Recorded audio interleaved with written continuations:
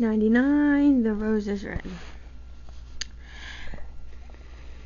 Caddie went back to school again in February.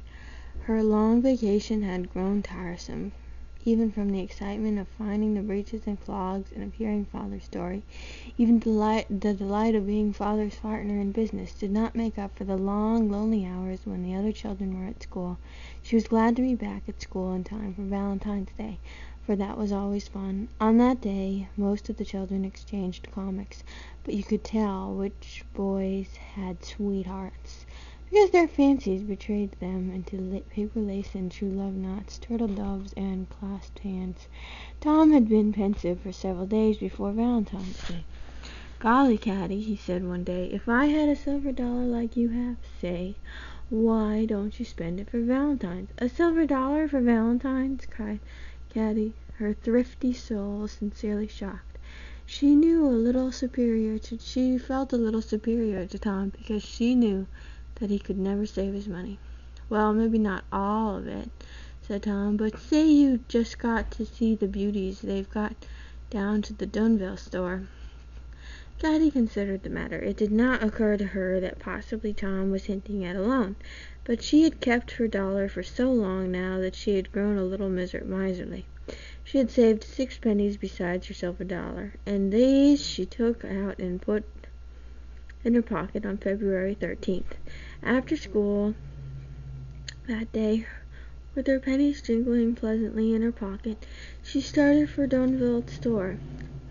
Hetty, who had brought hers weeks in advance, and Warren, who thought that Valentines were silly, trudged home across the fields. But where was Tom? He had been the first one out of the schoolhouse, and now he was nowhere to be seen.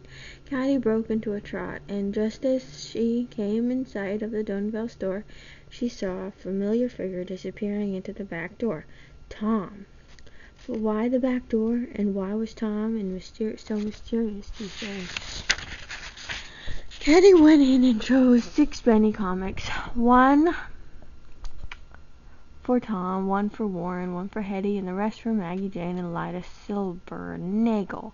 Then she stood transfixed at the sight of the most beautiful valentine that she had ever seen. It was propped up against a tobacco jar, so that everyone could admire it. It was all paper lace and roses and violets, and in the center of a pink heart was printed, "The rose is red, the violets blue, sugar is sweet, and so are you."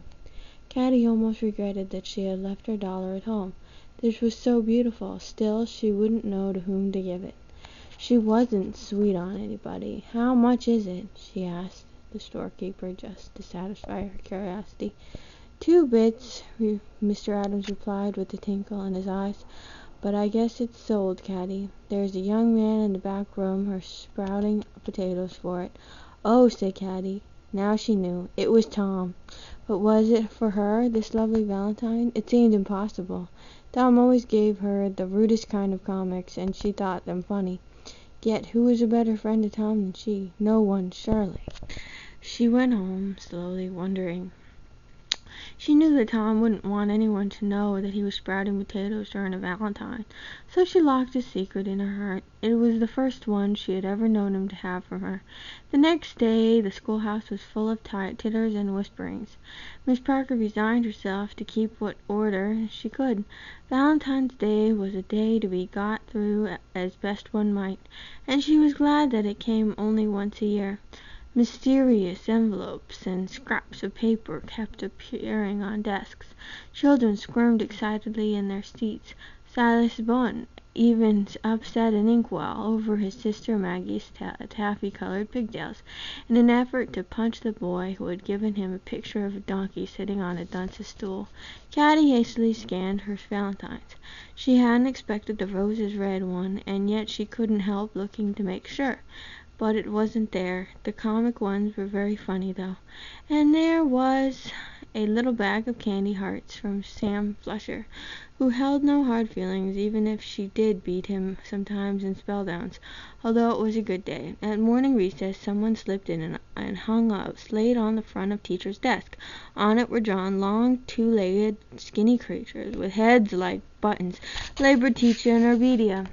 They were notice the picture, good picture, fighting, and around them was drawn a heart. Teacher, not having occasion to go in front of her desk and see it, attributed the unusual amount of giggling to the influence of the day. But Obadiah had to sit gazing at the slate with growing fury until noon. At noon, as soon as Miss Parker had gone into the hallway for her lunch basket, Obadiah seized the slate in his big hand and broke it into 4 pieces, which flung into the stove. He glared around the room without saying a word and then stalked outdoors. Obadiah was tamed, but the children saw with awe that he was still a lion at heart. Still, the roses red Valentine did not appear, and Caddie began to wonder if Tom had got tired of sprouting potatoes before it was 1. Then, when they came in from afternoon recess, she saw it, lying in the square-eyed envelope on Katie Hyman's desk. Surely she had known that it would be there all the time. Katie saw it too, and blushed and shook her curls over her face. It was the first Valentine that she had had that day, for she was so shy that no one dared to give her penny comics. Her little pale slim fingers that were so quick with the needle trembled as she opened it, and then everybody who had gathered around said, "Oh," for they recognized it at once as the best Valentine in the Donneville store. Katie turned it around and looked all over it, but there was no name on it anywhere. She was smiling more than they had ever seen her smile, and her eyes sparkled almost as if they had tears in them. Caddie looked at Tom, but he was standing by the stove finishing an apple, and talking with some of the boys as if he had never heard of Valentines in his life. That's 104.